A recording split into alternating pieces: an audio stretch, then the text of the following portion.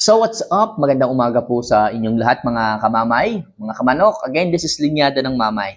So isang araw lang akong nawala at ang dami nyo ng mga katanungan dito. Anyway, sagutin natin to isa-isa.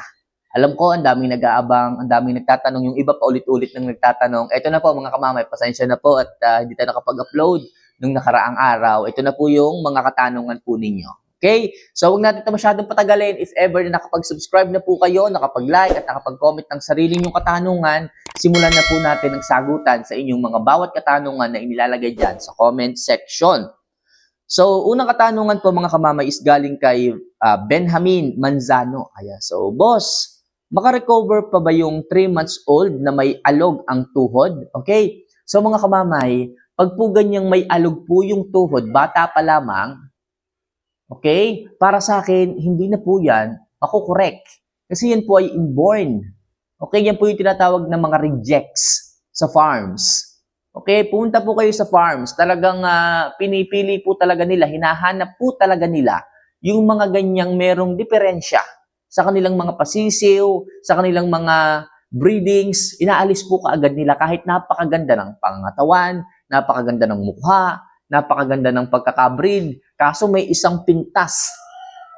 Medyo maselan yung mga farms na ganyan pagdating sa pagbibreed ng mga quality ng mga manok. Yung mga ganyang may alog sa siko, yung kapag hinawakan yung ganon, parang sala sa align. So, hindi na po. Madadala po yan ng isang manok, ng isang stag, hanggang sa kanyang paglaki.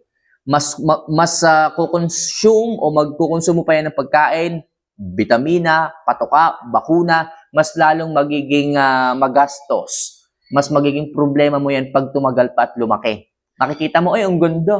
Ang ganda ng katawan, ang ganda ng bihis. Tapos makikita mo, ay, kaso, may alog nga lang ang tuhod. So, lalo kang manghihinayang. Mas maganda, habang maliit pa, alisin nyo na po. Para sa ganun, wala kayong panghinayangan pagdating ng panahon. Alam ko, backyard breeders kayo, pero syempre, yung mga ganyan, hindi po yun makakatulong eh. Okay lang sana kung medyo paling yung buntot, okay lang yon. Okay lang sana kung medyo kabiging daliri, okay lang yon. Pero yung may alog ang paa, alam niyo naman, yan ang nilalagyan ng Mongol 1.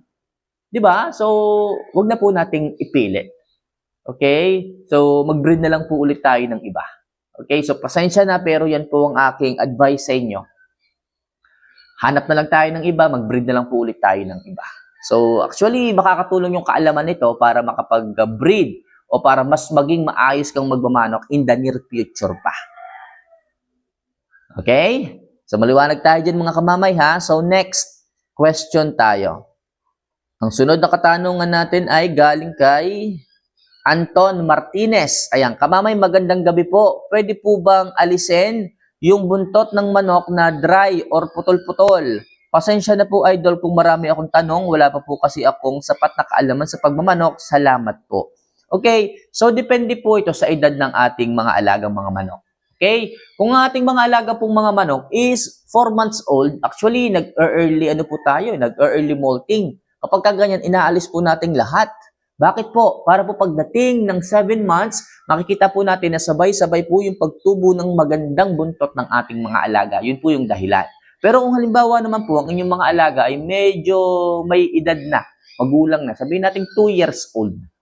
Yung mga putol-putol na ganyan, kung nakikita mo naman na maglulugon din, huwag mo nang bunutin. Okay? Kung alam mo na maglulugon din, huwag mo nang bunutin. Pero kung halimbawa naman mga kamanok, naglugo na siya, na-delay nga lang yung buntot na yon, hindi maalis-alis, naglugo, nagbihis na siya, yun lang ang naiwan, dry na rin naman, pwede mo yung alisin. Okay? Pero kung hindi pa naman, kung dry na rin yung manok, tapos merong napuputol-putol na ganyan, hayaan mo na. Sasabay na rin yan sa paglugo ng lahat, ng full molting. Okay? Yun ang advice ko. Pero kung sinasabi ko sa iyo na nagbihis na siyang lahat, bihis na lahat, okay na. Yung buntot, okay na. Meron lang pailan-ilan na putol, na dry, na naiwan, na late. So, yun po pwede mong alisin para humabol ka agad, para mabilis po kaagad yung pagtubo. Hindi na po siya bibilang ng panahon, ng araw, ng buwan, bago pa mahulog at bago pa ulit tumubo. Pero kung inalis mo na yung kaagad, okay, simula sa araw na yon, mag-i-start na po ulit yung pagtubo ng panibagong buntot o yung panibagong balahibo ng manok at mas mabilis po ang paghabol doon sa mga nauna. Alright? So, maliwanag tayo dito kamamay ano. So, next, question po tayo. Ito galing kay Lord Segovia.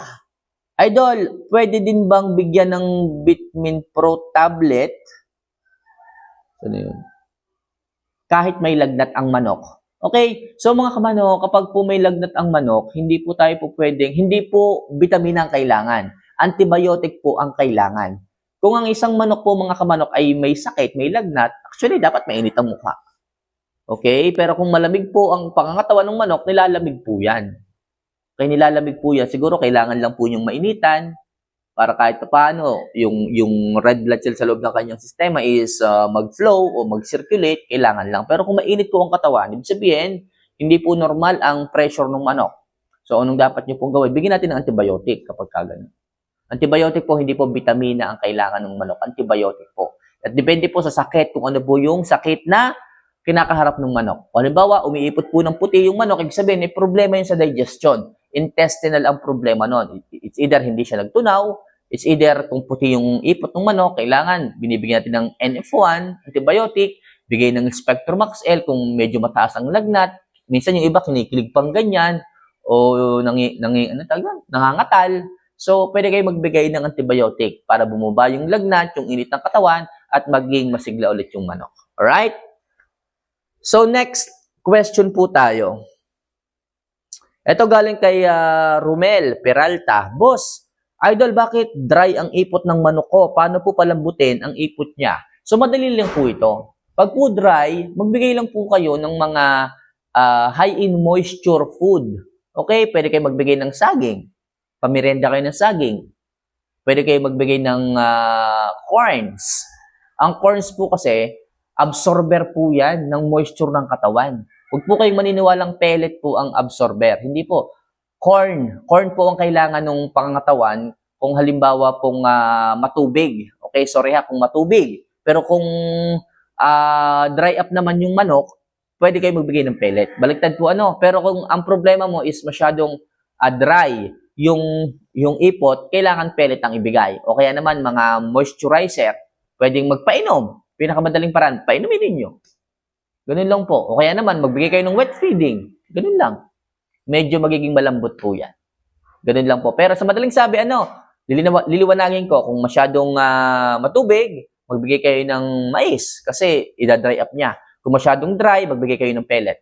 Magkakaroon niyo ng moisture. Alright? So, next question tayo.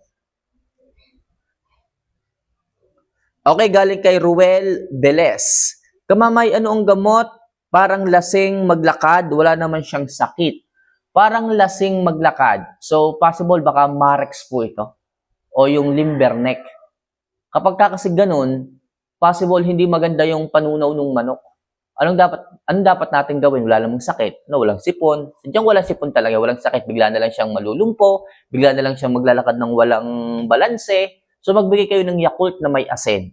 Para kahit paano magkaroon ng probiotics yung kanyang tiyan, yung kanyang nararamdamang hindi maayos na panunaw o hindi maayos na alam mo yun, yung lagay ng kanyang mga bituka is ma-normalize. Kasi ang kailangan is probiotics ng kanyang sistema. Sa ganung paraan mga kamamay, magiging maayos ulit yung mga good bacteria do sa kanyang sistema at magiging maayos po ulit siya. So try niyo po, Yakult na may asin, makakatulong po ito. Tsaka saging. Okay? So next question po tayo. So ito naman galing kay Juboy Anglon. Idol, pwede bang isabay ang lactamino at red cell? Lactamino at red cell. Okay? So si lactamino is amino acid ang pinoproduce. Si red cell naman is more on iron. Okay? Pag sinabing iron, ito ay may mga B vitamins po ito. Siyempre, meron din po itong glucose. So pwede ba silang pagsabayin? Actually, pwede naman silang pagsabayin kaso masyadong magastos. Okay, masyadong magastos po ito. Pwede pagsabayin kaso masyadong magastos po ito. Lalo na kung aaraw-arawin nyo, masyadong magastos. So, yun po ang simpleng sagot ko. Pwedeng pagsabayin pero masyadong magastos. Okay, kung itatanong mo sa akin kung anong mas maganda, saka ko na lang po sasabihin kapag itinanong nyo na sa akin. Alright? So, next question po tayo. Okay. Eto, galing kay Rachel Cablao. Last question tayo. Ano? Tanong ko lang po, Idol, may pupuntahan sana kaming pamamasyal sa araw ng linggo. Hindi naman ako nakapagbigay kahapon ng 0.3 na Vitamax. Anong gagawin ko? Actually, mga kamanok, kahit naman wala kayong ibinibigay na injectable supplements, wala naman po magiging problema dyan eh. Masyado lang po tayo naging over-exaggerated o medyo lumalakas lang yung loob natin na kapag may ibinigay tayong ganito, injectable supplements o vitamina, is magiging maayos na po ang lahat. Actually, kahit wala naman po tayong ibigay na ganyan, kung healthy naman po yung manok, maayos naman po yung pangangatawan ng manok, wala kayong dapat isipin. Okay? Kung maayos, healthy, hindi naman kulang sa vitamina, magana naman kumain, wala kayong dapat ipag-alala, pangamba sa inyong mga alaga. Kahit hindi na kayo magbigay ng injectable supplement, as long as alam nyo na maganda ang katawan, healthy yung manok, ang mahalaga, maganang kumain yung manok. Tsaka nakapagpahinga ng maayos yung mga manok. Alright? So, yun lang po muna sa ngayon, mga kamanok, ang ilang mga advice, mga kaunting paalala, o pagsagot natin sa inyong mga katanungan. So, see you for our next vlog. Mahal ko po kayo. Paalam.